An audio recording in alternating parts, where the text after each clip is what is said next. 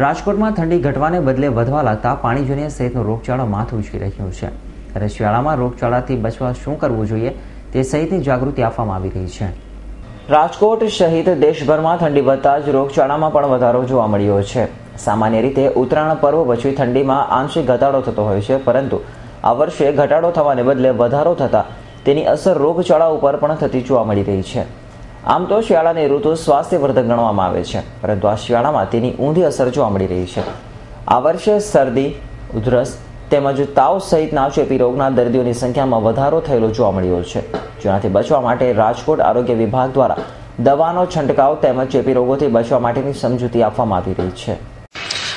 અત્યારે શિયાળાની મેં કીધું કે ઋતુ એક તંદુરસ્તીની ઋતુ છે, તેમ છતાંય તંત્ર દ્વારા જે એક વોટરબોર્ન એટલે કે પાણીજન્ય રોગચાળા અને વાહકજન્ય રોગચાળા માટે સતત પ્રયત્નશીલ છે, કે જેમાં હવે શિયાળામાં પણ અમે પાણીની જરૂરિયાત ઓછી એટલે પાણીના પાત્રો ઓછા થાય, તેમ છતાંય ખાસ કરીને સ્કૂલે છે, કોમર્શિયલ બિલ્ડિંગ છે કે જ્યાં સ્કૂલના બાળકો યુનિફોર્મ પહેરે અને આ મચ્છરો દિવસે કરતા એના માટે અમે સેમિનાર કરી છે, જાગૃતતા લઈ આવી છે, અને સ્કૂલ અને બીજા જે કોમર્શિયલ વિસ્તાર છે એમાં સઘન ચેકિંગ કરી દવા અને ફોગિંગ છંટકાવ કરી છે. સૌરાષ્ટ્રની સૌથી મોટી ગણાતી રાજકોટ સિવિલ હોસ્પિટલની વાત કરીએ તો ઠંડી વધતા હોસ્પિટલમાં પણ ભારે દર્દીઓનો વધારો જોવા મળી રહ્યો છે.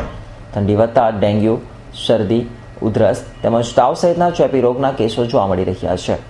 રાજકોટની સિવિલ હોસ્પિટલમાં દરરોજ 3000થી વધુ દર્દીઓ સારવાર માટે આવે છે, જેમાં ઓપીડી વિભાગમાં દરરોજ 600 જેટલા દર્દીઓ સારવાર માટે આવે છે અને સારવાર મેળવીને દવા લઈ રહ્યા છે. વાયરલ ઇન્ફેક્શનના દર્દીઓની જરૂર પડે દાખલ પણ કરવામાં આવે છે અને યોગ્ય સારવાર આપવામાં આવે છે. સામાન્ય રીતે મકર સંક્રાંતિ પછી ઠંડી ઓછી થવી જોઈએ, પરંતુ આ વખતે ઠંડી ઓછી થઈ નથી, ઉપરાંત ઠંડીનું પ્રમાણ થોડુંક વધતું જાય છે. આ પ્રકારની સિઝનમાં વાયરસજન્ય રોગો વધારે પ્રમાણમાં જોવા મળે છે. વાયરસજન્ય રોગોની વાત કરીએ તો તેમાં ડેન્ગ્યુ, શરદી, ઉધરસ, તાવ તેમજ સ્વાઇન ફ્લૂ, ઇન્ફ્લુએન્ઝા તે પ્રકારના રોગો વધારે પ્રમાણમાં જોવા મળે છે. ખાસ કરીને વાયરસ રોગો મોટેભાગે ચેપી હોય છે.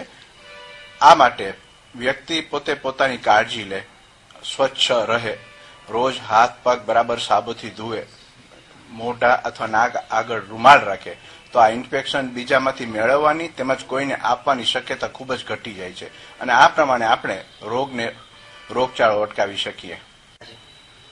રોજ આશરે આ હોસ્પિટલ ખાતે 3000 જેટલા દર્દીઓ સારવાર લેવા આવતા હોય છે, જેમાં મેડિકલ ઓપીડીમાં લગભગ 500 થી 600 જેટલા દર્દીઓ આવતા હોય છે. આ સિઝનમાં ખાસ કરીને 40 થી 60 જેટલા દર્દીઓ રોજ વાયરલ ઇન્ફેક્શન જેમાં શરદી, ઉધરસ, તાવના લઈને આવે છે. આ રોગચાળાથી બચવા માટે લોકોએ તકેદારીના પગલાંના ભાગરૂપે છીંક ખાતી વેળાએ, ઉધરસ ખાતી વેળાએ રૂમાલનો ઉપયોગ કરવો જોઈએ, તેમજ ઠંડીથી બચવા ગરમ વસ્ત્રોનો ઉપયોગ કરવો જોઈએ, તેમજ મચ્છરથી બચવા માટે રાત્રે મચ્છરદાનીનો ઉપયોગ કરવો જોઈએ, જેથી ડેન્ગ્યુ સહિતના રોગથી બચી શકાય છે. તકેદારીના તમામ પગલાં તંત્ર દ્વારા લેવામાં આવી રહ્યા છે.